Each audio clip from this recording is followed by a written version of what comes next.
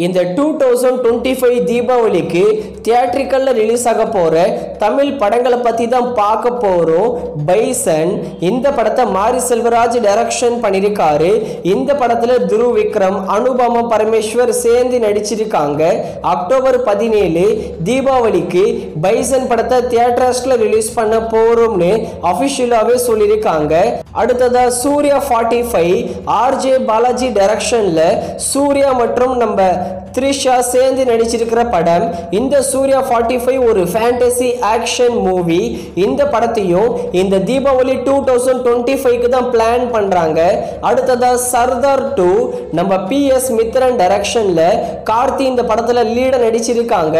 இந்த படம் சர்தார் படத்தோட சீக்வல் தான்.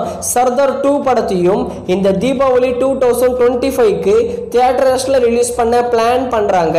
அடுத்ததா LIK லைஃப் இன்சூரன்ஸ் கம்பெனி இந்த படத்தை விக்னேஷ் சிவன் டைரக்ஷன் பண்றாரு.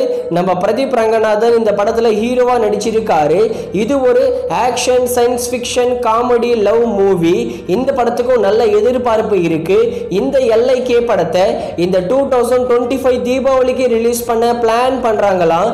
அடுத்ததா பராசக்தி சுதா கொங்காரா டைரக்ஷன்ல நம்ம சிவகார்த்திகேயன், ஸ்ரீலீலா, அதர்வா முரளி இவங்கெல்லாம் சேர்ந்து நடிச்சிருக்காங்க. ஜெயம் ரவி வில்லனா நடிக்கிறாரு.